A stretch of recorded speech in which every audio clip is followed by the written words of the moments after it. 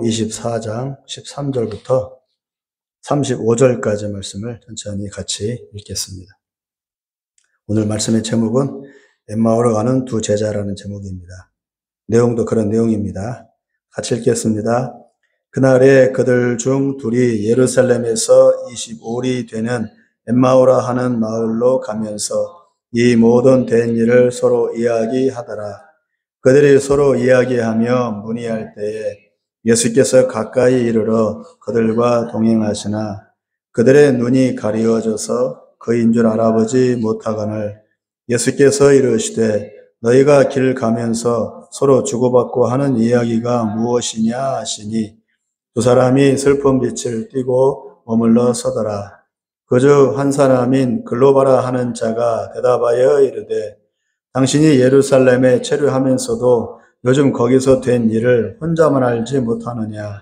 이르시되 무슨 일이냐. 이르되 에서는 예수의 일이니 그는 하나님과 모든 백성 앞에서 말과 일에 능하신 선지자이거늘 우리 대제사장들과 관리들이 사형 판결에 넘겨주어 십자가에 못 박았느니라.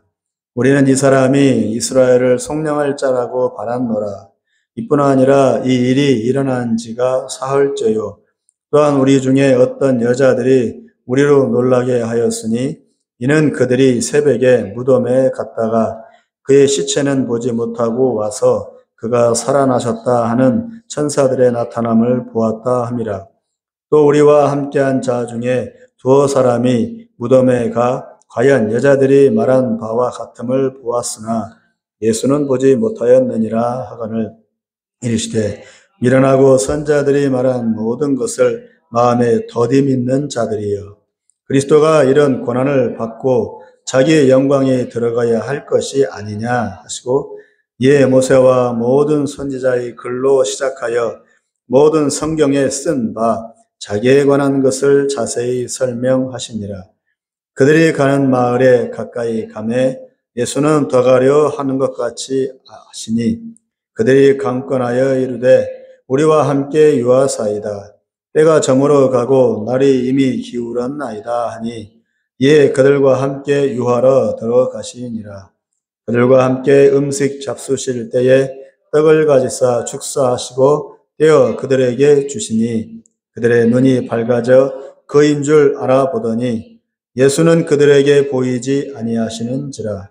그들이 서로 말하되 길에서 우리에게 말씀하시고 우리에게 성경을 풀어주실 때에 우리 속에서 마음이 뜨겁지 아니하더냐 하고 곧 그때로 일어나 예루살렘에 돌아가 보니 이런 제자 및 그들 함께한 자들이 모여 있어 말하기를 주께서 과연 살아나시고 시몬에게 보이셨다 하는지라.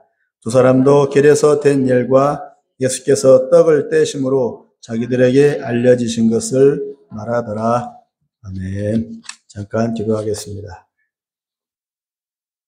사랑의 주님, 주님은 우리 위해서 죗값을 치러 죽으시고 우리의 영생을 위하여 다시 살아나셨습니다. 오직 예수 그리스도 주님만이 그렇게 죽으시고 그렇게 부활하셨습니다. 그러므로 우리의 믿음은 주님의 죽으심과 부활을 믿는 것이고 그것이 주는 영적 의미와 결과로서 우리가 믿음의 삶을 살아갈 수가 있습니다. 왜냐하면 주님의 오심과 사심과 죽으심과 부활하심은 주님 자신을 위해서가 아니라 다만 죄 많은 우리 인생들을 위한 일이었기 때문입니다. 그러므로 이 예수 그리스도를 믿는 게 축복이고 안 믿는 것은 저주요 죄악이 됩니다. 결코 하나님은 용서치 않을 것이고 믿는 자에게는 한량없는 은혜와 복을 주실 것입니다. 이 시간 엠마오로 가는 두 제자에게 나타나셔서 부활한 자신의 몸을 보이시고 경험케 하여 부활신앙으로 거듭나게 하신 주님의 섭리를 살펴보면서 우리 가슴에도 모든 것에서 부활의 소망과 능력으로 새롭게 일어나는 부활신앙을 가슴에 받고자 합니다. 성령님 역사하시어 갈급한 우리 심령을 뜨겁고 불타게 하여 주를 위해 죽도록 충성하고 우리 삶이 하나님의 영광의 빛으로 충만케 하여 주시옵소서. 우리를 통해서 주변의 영혼들이 구원받기를 간절히 원하시는 우리 주 예수님의 이름으로 기도합니다. 아멘.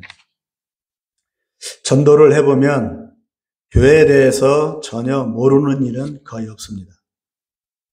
전도지를 주면 앞부분만 보고서도 예수 믿으라고 하는지를 단박에 알아챌 만큼 전도도 많이 받아봤고 또 교회도 다녀보았다는 것입니다. 어떤 이들은 자기 자신이 불교 신자라고 하면서 철학기도, 새벽기도, 저녁예배 등 교회 예배를 다 알고 있는 것을 보면 아마도 한때는 성도나 집사로 교회 생활을 해본 것 같습니다. 우리나라에 한때 큰 부흥이 있었습니다. 1907년 한일합방 이전에 부흥의 물꼬가 열린 이후에 일제 합병기에도 교회는 부흥하여 많은 이들이 예수를 믿고 기독교인이 되었습니다. 일제가 교회의 문을 폐쇄하고 평양신학교를 닫아버린 이후에도 기독교인은 더 성장하여 3.1 만세운동을 일으키는 주역이 되었고 독립운동의 주축이 되었습니다. 이승만 선생, 김구 선생, 도산 안창호 선생, 조만식 선생, 이상원 선생 등 우리나라의 위대한 독립운동가들은 거의 다 기독교인들입니다. 유관순 의사도 기독교인입니다. 이들이 주역이 되어서 결국 1948년 우리나라에 최초로 대한민국 정부가 수립되었을 때 정부 인사와 내각 요인들 대부분이 목사, 장로 아니면 집사들이었습니다.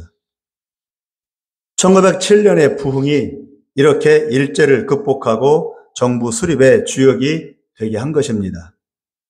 그 이후에 대한민국은 6.25로 폐허가 된 상태에서 새로운 나라를 일구었습니다. 하나님은 우상으로 찌들고 유림으로 썩은 조선을 다 털어내고 새롭게 하고자 한일합방 36년과 6.25 전쟁을 일으키셨고 이 두 사건으로 우리 민족의 정신과 삶의 습관들을 완전히 새롭게 하신 후에 1950년 중반부터 계속적인 발전과 교회 부흥의 때를 맞이하여 1980년대에는 인구 4분의 1이 예수 믿고 온 마을 구석구석에 교회가 세워지고 수많은 목사들이 배출되었습니다. 세계에서 가장 급속하게 부흥한 나라가 한국입니다. 그리고 지금도 여전히 세계에서 인구 대비 가장 많은 선교사를 파송한 나라입니다. 하나님께 귀하고 아름답고 화끈하게 쓰임받은 민족이 우리 한민족입니다.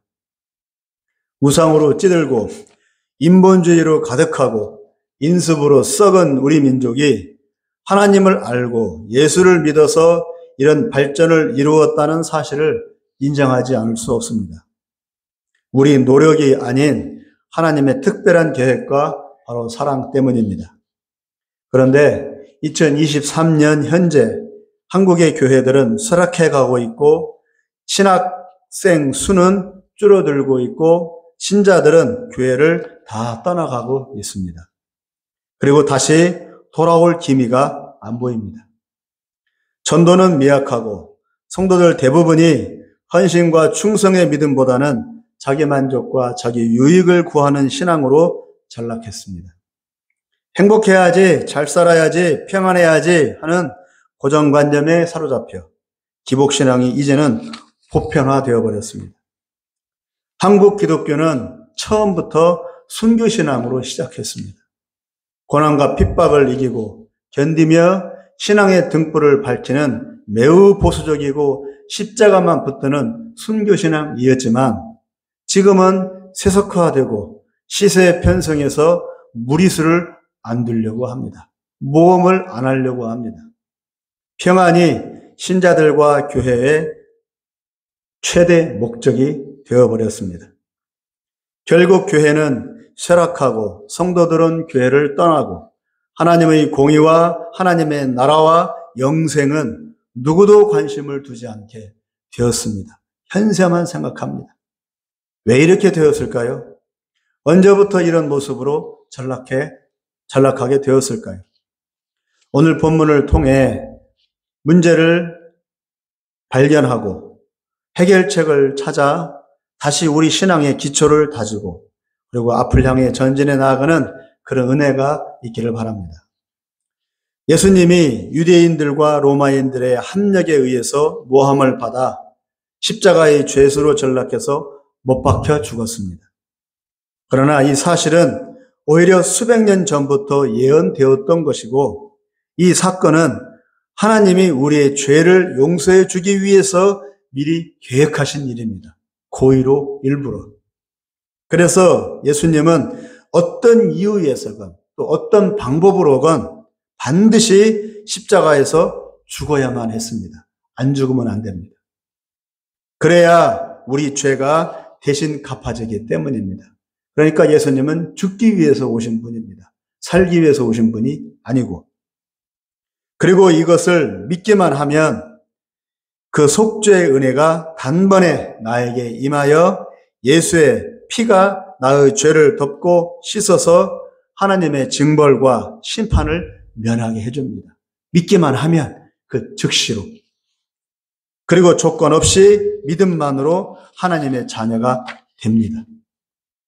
그러나 제자들은 예수님을 따라다니며 예수님과 함께 살았지만 십자가 짊어지고 기어이 거기에 매달려 죽은 자기들의 주님이신 예수님을 인정하지 못하고 모두 다 도망쳐 버렸습니다. 왜냐하면 자기 성취와 자기 욕심 때문에 예수님을 따른 것이었기 때문입니다. 그들은 예수님을 선지자로 믿었지 하나님의 아들 구원자로는 아직 믿지 못했습니다. 다시 그분이 살아나셨다는 부활의 소식을 듣긴 들었지만 도무지 믿어지지 않았습니다. 죽은 사람이, 그것도 사흘 동안 푹 썩어가는 시체가 살아나? 뭔 말이야? 우리 24장 11절을 읽어보겠습니다. 시작. 사도들은 그들의 말이 허탄한 듯이 들려 믿지 아니하나. 안 믿었다고요, 제자들도. 죽은 것만 알았지 결코 다시 살아난다는 말을 믿지도 않았고, 그리고 살아났어도 알아들으려고 하지도 않았습니다.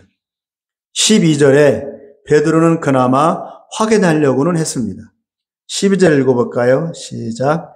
베드로는 일어나 무덤에 달려가서 구부려 들여다보니 세마포만 보이는지라 그 된 일을 놀랍게 여기며 집으로 돌아가니라. 왜 그랬을까요? 베드로는 3번이나 예수님 부인한 과거가 있으니까. 그러니까 죄스러워서 다시 살아났다고 하는 것을 확인은 했지만 베드로도 믿지는 않았어요. 그러나 놀라워했을 뿐 베드로도 결코 믿지는 못했습니다. 자기들의 주님이 죽은 것도 충격인데 더욱이 다시 살아났다는 말은 더 믿기 어려웠습니다. 결국 죽으면 끝이야. 다시 살아나? 말이 돼? 죽음 앞에서 그리고 기적을 경험하고 능력을 체험한 그들도 다 나가 떨어졌습니다. 모든 소망과 기대와 열정을 다 상실해 버렸습니다. 내가 주님을 위해서 죽을 것입니다. 주님을 위해서 목숨도 바치겠습니다. 라고 펄펄 날았던 베드로도 예수님의 죽음 앞에서는 아무것도 아니라는 것이죠. 이제 우리 꿈도 비전도 끝이야. 우리 인생도 여기까지야. 3년간 신났어. 그러나 여기까지. 예수님이 죽었으니까 여기까지. 제가 예수님을 만나게 된 것은 1988년 서울올림픽 직후입니다. 세례는 고등학교 1학년 때 받았지만 그러나 하나님을 만나지는 못했어요. 인격적으로 예수님을 영접하지는 못한 상태였습니다. 하나님이 살아계신 것은 알았지만 그 하나님이 나의 하나님이라고 믿지 못했어요. 그런데 1988년 이후 군대 갔다 와서 서울올림픽 직후에야 그때야 나의 하나님을 만났습니다. 갑자기 그때에는 서울바닥에 노랑머리들이 많이 보이기 시작하고 유명한 여배우 소피 마르소가 한국에 온다는 소문도 들렸습니다. 올림픽 이후 한국의 위상이 높아졌고 세계에 많이 알려져서 외국인 여행객들이 들어왔습니다. 그 무렵 저는 은혜 받으러 다닌다고 부흥회, 집회, 성경 공부 쫓아다니느라고 정신이 없었습니다. TV는 아예 제껴두고 오직 성령에 취해서 기도와 말씀 전도하기에 여념이 없었습니다. 그러면서 믿음이 자라고 영적 세계를 경험하고 은사도 나타나기 시작했습니다. 그리고 헌신을 결정했습니다. 그러나 아쉽게도 올림픽 직후부터 세계화의 물결을 타면서 한국의 위상은 높아졌지만 한국 교회의 신앙은 변질되어 갔고 기도는 식어지고 무엇을 기도해야 할지 모르게 되었습니다. 선진국이 되게 해달라고 강하고 부유한 나라가 되게 해달라고 그렇게 기도를 했는데 이제 그렇게 되어가고 있으니 되었네 하면서 기도줄을 놓아버리고 예배의 열정은 서서히 식어갔습니다. 제가 예수 믿기 시작할 무렵부터. 성장하는 교회는 계속 성장했지만 양적으로 그렇지 못한 교회들은 도태되어 가서 나가리가 되었습니다. 그리고 변질되어 갔습니다. 부유함과 평안함이 신앙을 망치게 했습니다. 왜 그렇습니까? 십자가의 은혜로 죄사함 받은 감격은 있고 예수 믿음의 기쁨은 있지만 그러나 문제는 그 다음은 몰랐습니다. 그것이 전부였어요. 그게 전부인 줄만 알았어요. 나만 구원받고 천국 가면 된다는 자기중심의 신앙을 벗어나지를 못했습니다. 예수님의 첫 사역에서 처음으로 한 복음 선포는 바로 천국 복음입니다. 회개하고 죄사함 받고 끝이 아니라 천국을 준비하는 것이었습니다. 그런데 한국교회는 죄사함의 기쁨은 누렸지만 천국을 준비하는 단계로까지는 나아가지를 못했습니다. 예수 믿고 수명이 다한 후에 천국에 간다는 이방 종교관을 그대로 답습했습니다. 이것은 이방 종교에서 갖는 사고방식입니다. 기독교에는 그런 거 없습니다. 예수님은 하나님의 나라를 준비하라고 가르쳤지만 현실에 매인 유대인들과 우리 민족은 현실 안주에 주저앉아 버렸습니다. 오늘 본문에 보면 예수님은 죽고 부활은 믿어지지 않으니 제자들은 뿔뿔이 제갈길로 갔습니다. 굳이 모일 이유가 없습니다. 예수님이 죽었으니 이제 왜 모여야 하는지, 뭘 해야 하는지를 알지 못한 채 슬픔과 낙심과 절망과 두려움으로 하루하루를 그냥 버텨야 했습니다. 베드로도 놀라기는 했지만 부활이 와닿지 않아서 자기 살 길을 찾아 다시 배 타러 갔습니다. 그리고 오늘 본문에는 엠마오로 돌아가는 두 제자가 나옵니다. 12제자 말고 다른 제자. 어디로 가고 있습니까? 복음 전하러, 능력 행하러, 영혼들 만나러 가고 있습니까? 실망해서 그리고 두려워서 피하려고 도망치는 모습으로 보입니다. 예루살렘에 있으면 안 되니까. 자기들의 주님이 죄인으로 처형되었는데 그 제자들을 어찌 그냥 사람들이 그냥 두겠습니까? 제자들은 몸을 피하러 자기들 살 길을 찾으러 멀리 엠마오로 사건의 현장이었던 그 예루살렘에서 벗어나고자 한 것입니다. 이때 예수님은 그들에게 나타나 그들과 동행하십니다. 무슨 대화를 하나 궁금해서가 아니고 자신의 죽음을 보고 낙심한 채 부활의 소식을 믿지 못한 채 돌아가는 그들의 발걸음을 돌리기 위해서입니다. 안타까운 마음으로. 14절에 그들이 얘기를 나눕니다. 예수님의 죽으신 경위와 부활의 소식에 대해서요. 예수님이 죽으신 것은 자기들이 보고 경험했으니 확실해. 예수님이 죽은 것은 확실해. 그런데 부활은 자기들이 그 현장에 없었고 또 대수롭지 않은 여자들이 시끄럽게 떠들어대는 소리이거니 여겼던 것입니다. 여자들이 하는 소리겠지 뭐. 예수님이 죽은 것이 너무 슬프니까. 라고 대수롭지 않게 여겼습니다. 그것을 듣고 얘기를 나누는 것과 그것을 믿고 행동으로 옮기는 것은 다릅니다. 부활은 아는 것으로 끝나지 않습니다. 부활은 삶으로, 사역으로, 헌신으로, 충성으로, 행동으로 옮길 수밖에 없어요. 부활은 능력이기 때문에. 슬픔을 기쁨으로, 낙심을 용기로 바꾸어 주기 때문에 어떤 행동을 유발시킵니다. 만약에 부활을 믿었다면. 부활의 소식은 사람으로 하여금 뛰어오르게 합니다. 그런데 이들은 쭝얼거리면서 발걸음을 돌리지는 않고 그냥 가던 길을 가고 있습니다. 부활 얘기를 하면서. 그러니까 부활을 안 믿는 거죠. 예수님은 그들의 말을 듣기만 합니다. 그리고는 그들의 답답한 모습에 한마디 하십니다. 25절, 26절을 한번 읽어보겠습니다. 시작. 이르시되 미련하고 선자들이 말한 모든 것을 마음에 더디 믿는 자들이여 그리스도가 이런 고난을 받고 자기의 영광에 들어가야 할 것이 아니냐 하시고 너희들 성경을 안다며 어릴 때부터 구약 성경을 배웠다며 구약 성경에 나오잖아. 그리스도가 고난받는 내용이. 그런데 왜 안 믿는 거라고? 25절에 뭐라고 말해요? 더디 믿는 자들이요. 정말 믿음 없는 자들이요. 한심한 자들이요. 라고 말하고 있는 겁니다. 너희들이 이제까지 3년 동안 나 따라다녔잖아. 내가 하는 거 보고 듣고 경험했잖아. 너희들도 능력 행했잖아. 그런데도 못 믿네. 더디 믿는 자들이요.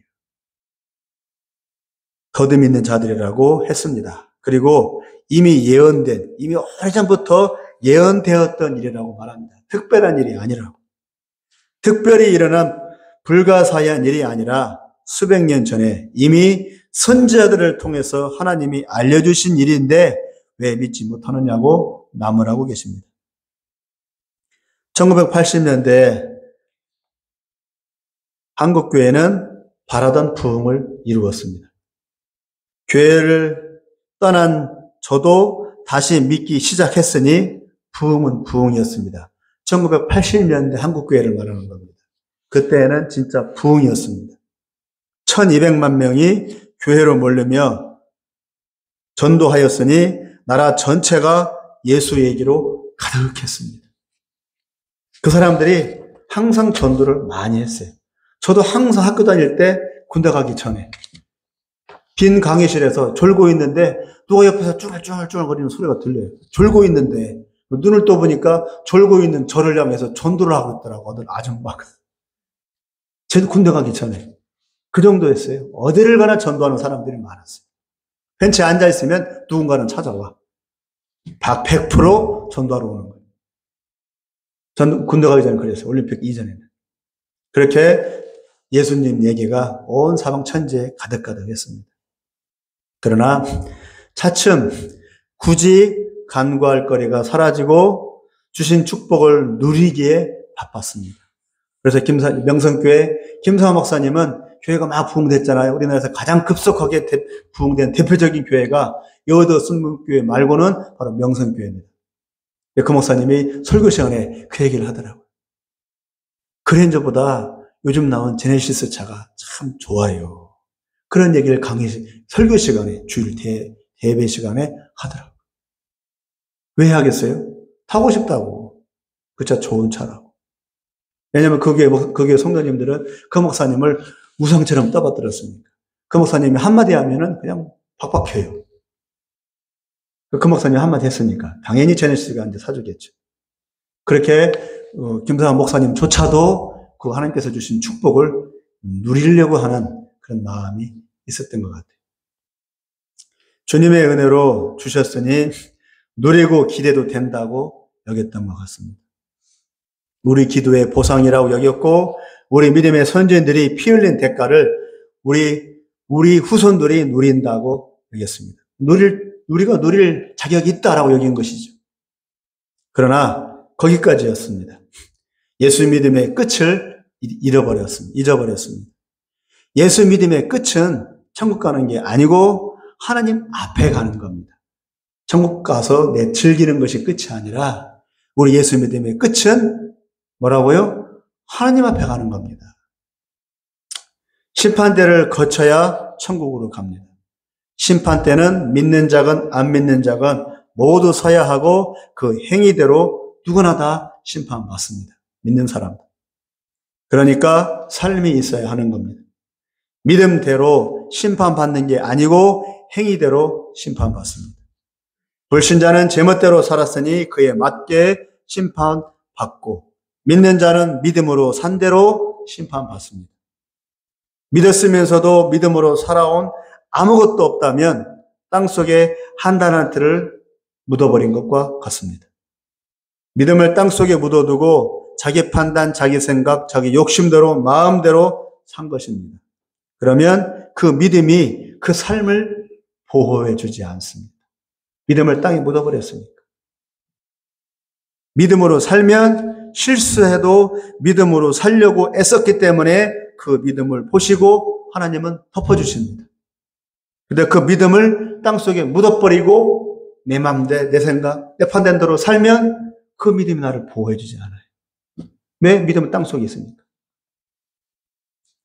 결국 1980년을 지나 90년대에 들면서 한국교회는 믿음으로 사는 삶을 놓아버렸습니다. 전도 안 해도 교회가 차고 넘치고, 기도 안 해도 잘 먹고 잘 사니 기도 안 하고 성경 안 보고 굳이 헌신하고 봉사하려고 안 했습니다. 결국 믿음은 식어가고 열정의 불도 꺼져가고 교회는 냉랭해져 가고 영혼이 살아나고 하나님의 역사하심이 눈에 보이는 일들은 점차 사라져 갔습니다. 부흥회도 안 하게 됐습니다. 목사님들은 돈과 명예에 더 마음을 빼앗기고 감투쓰기에 바빴습니다. 그래서 우리 명성교회 김사 목사님은 기어이 총회장을 했습니다. 부활의 소망을 잃어버린 제자들처럼 한국교회는 유리방황하기 시작했고 예수 믿음의 목적과 비전과 꿈을 상실해 갔습니다. 현상 유지에 바빴습니다. 그러나 형상 유지는 없습니다. 기독교 신앙의 현상 유지라는 말은 없어요. 가느냐 넘어지느냐 둘 중에 하나입니다. 지금에서 한국교회는 25%에서 10%도 안 됩니다. 젊은이들과 아이들은 3%도 안 됩니다. 손 써볼 수도 없게 이제는 나가 떨어졌습니다. 어디서부터 손을 써야 할지 모릅니다. 대책이 없습니다. 다 듣다가 교회에 나오라면 눈과 귀를 닫아버립니다. 무조건 이유 없이 싫답니다. 전도해보면. 하나님이 계신 건 알아도 그건 인정해요. 하나님이 살아계신 것 알아도 예수님이 누군지는 알아도 교회 가기는 싫답니다. 이제 교회는 멀리하고 싶고 가기 싫은 이상한 곳이 되어버렸습니다. 이 세상에 살만한데 굳이 고생길을 갈 필요가 없습니다. 이제 교회는 이 세상에서 무엇을 바라보아야 하고 무엇을 소망해야 합니까? 갈 길 잃은 제자들처럼 이 땅의 교회 역시 갈 길을 잃어버렸습니다. 사람이 모이면 부흥이라고 여기지만 모인 이들이 무엇을 바라고 소망하고 있는지를 굳이 따져본다면 불신자들의 소망과 별반 다르지 않습니다. 미안한 얘기죠. 교회 안에 있는 사람이나 교회 밖에 있는 사람이나 그 사람이 무엇을 꿈꾸고 살아가지를 따져보면 똑같아요. 이 세상의 삶에 매여 있고 그 너머를 보지 못합니다. 죽음의 그늘 아래에서 살아있는 것에서 벗어나지를 못하는 평범하고 상식적인 삶을 그냥 삽니다. 교회 안에 있는 사람들도 교회 밖에 있는 사람들과 똑같이. 거기에는 기적과 영원과 믿음은 없습니다. 구원 이후 영원한 하나님의 나라를 바라고 준비하는 믿음의 삶이 없습니다. 소망을 상실한 두 제자들처럼 교회는 소망을 상실해버렸고 존재 의미를 잊어버렸습니다. 2023년 현재 한국교회, 세계교회 전체가 다 유럽교회는 완전히 망했습니다. 유럽교회는 영국교회는 지하로 들어갔어요. 전 세계에 선교사를 파송했던 영국교회, 미국을 뒤흔들었던 영국교회, 미국이 부흥된 이유는 영국 목사님들이 미국으로 갔기 때문에 미국이 부흥됐거든요. 근데 그 영국교회는 지금은 지하교회입니다. 자, 이슬람권의 지하교회처럼 그렇게 돼버렸어요. 지금은 영국에서는 길거리에서 마음대로 보고 못 자랍니다. 지금은 영국은 이슬람 국가가 되었어요. 무슬림이 더 많아요. 그런 현실입니다. 그리고 미국도 그렇게 되어가고 있고 한국도 마찬가지로 똑같이 그렇게 되어가고 있습니다. 30절, 31절을 읽겠습니다. 시작. 그들과 함께 음식 잡수실 때에 떡을 가지사 축사하시고 떼어 그들에게 주시니 그들의 눈이 밝아져 그인 줄 알아보더니 예수는 그들에게 보이지 아니하시는지라. 보아도 알아차리지 못하는 제자들과 식사하시면서 예수님은 예전에 십자가 달리기 전에, 십자가에 매달리기 전에 제자들과 저녁을 먹으며 만찬 때 축도하셨던 그 모습을 다시 보여주십니다. 왜? 기억나라고. 그게 바로 나라고. 이렇게 하신 분은 오직 예수님 뿐이었기 때문에 그제서야 제자들은 예수님의 예전 모습을 떠올리며 지금 그들 앞에 계신 분이 바로 예수님인 것을 그제야 알아봤습니다. 즉 부활의 주님을 만난 거죠. 자기들 눈앞에서 죽은 예수님이 다시 나타난 것입니다. 31절에 그인 줄 알아보더니 라고 했듯이 그들은 예수님이 다시 살아났다는 말이 진짜라는 것을 그 자리에서 자기들이 보고 나서야 깨달은 것입니다. 그러자 예수님은 어떻게 했어요? 두말 않고 그냥 사라져버렸어요. 왜? 그게 목적이었으니까. 그들이 부활하신 예수님을 보고 경험하고 믿게 하는 것. 그것이 엠마오로 가는 두 제자한테 나타난 목적이었으니까. 자기가 부활했음을 알려주고 그들의 눈을 뜨게 하는 게 찾아온 이유였습니다. 33절을 읽어보겠습니다. 시작. 곧 그때로 일어나 예루살렘에 돌아가 보니 11 제자 및 그들과 함께한 자들이 모여 있어. 어떻게 했어요? 두 제자는 떠나온 예루살렘에 다시 돌아가고자 합니다. 자기 살 길을 찾아 헤매고 도망치는 이들을 예수님은 되돌려서 다시 원래의 자리로 돌이키신 것입니다. 어디로요? 엠마오가 아니라 어디로요? 예루살렘으로. 엠마오로 가는 두 제자는 실패하고 낙심해서 절망해서 가는 두 제자였지만 그러나 예수님은 그들을 회복시켜서 다시 어디로요? 다시 역사의 현장, 순교 현장, 고난의 현장인 사역의 현장인 예루살렘으로 다시 돌아가게 하려고 지금 나타났던 것입니다. 결과로 그들은 부활의 예수님을 만난 후에 어떻게 했습니까? 엠마오로 안 가고 어디로 갔어요? 다시 예루살렘으로 돌아갔습니다. 이걸 우리가 다시 붙잡아야 합니다. 우리가 여전히 엠마오로 갈 거냐? 가면 안 됩니다. 다시 예루살렘으로 가야 합니다. 그런데 예루살렘에는 뭐가 있습니까? 평안이 있습니까? 안일이 있습니까? 잘 먹고 잘 사는 것이 기다리고 있습니까? 아니요. 가난하고 궁핍과 어려움과 고난이 기다리고 있습니다. 그곳으로 갈 용기가 우리에게 있느냐? 그걸 각오할 준비가 되어 있느냐? 그것이 문제입니다. 본문이 엠마오로 간 두 제자. 내용은 평이합니다. 그러나 그 속내용은 어렵습니다. 이걸 결단해야 합니다. 오늘 본 말씀을 통해서. 두 제자는 떠나온 예루살렘에 다시 돌아갑니다. 부활하신 주님을 만난 것이 왜 그들의 발걸음을 되돌렸을까요?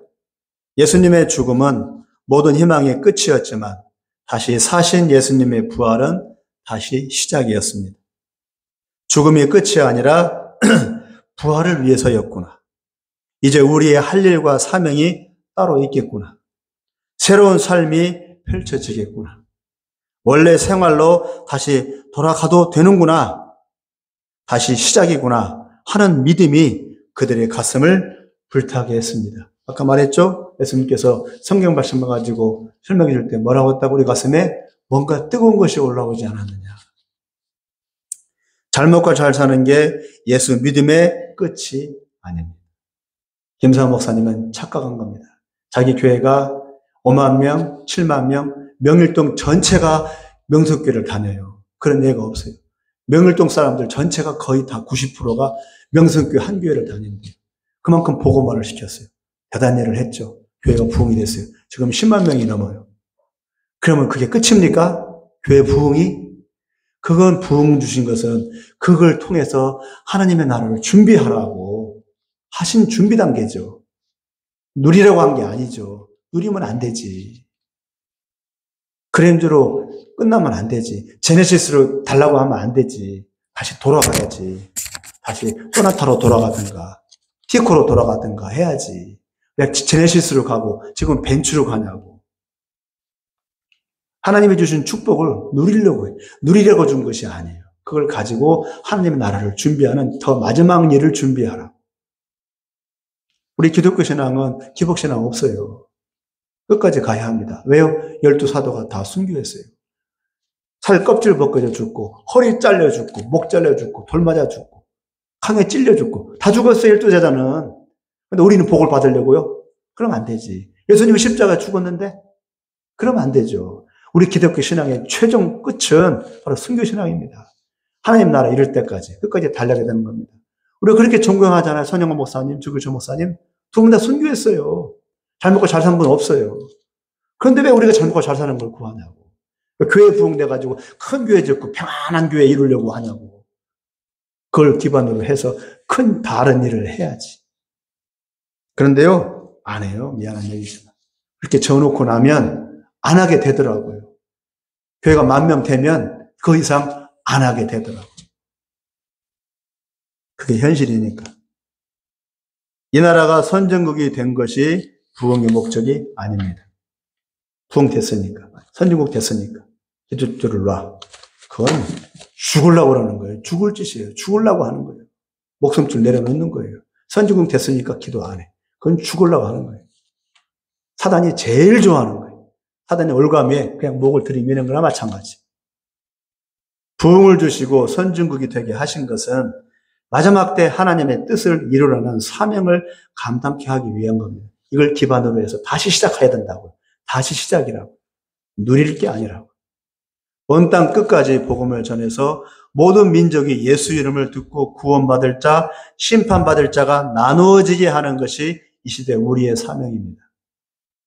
그것이 다시 오실 예수님을 준비하는 것이고 하나님의 나라를 준비하는 것입니다. 천국 복음이라고. 천국 복음. 천국을 준비하는 복음이라고.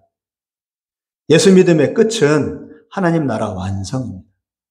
하나님이 다스리고 통치하시는 그 나라를 이루는 게 하나님의 영원한 소망. 하나님의 소망이라고. 하나님의 비전이라고. 비전 스쿨 왜 받아요? 하나님의 비전이 이런 거라고. 그럼 우리는 여기서 눌러 앉아 있을 수가 있냐고요. 하나님께서 그걸 원하신대. 그럼 하나님이 원하면 우리 하나님 믿잖아요. 그럼 우리 하나님이 원하는 우리도 원해야지. 그게 비전이라고. 그게 비전 스쿨이라고.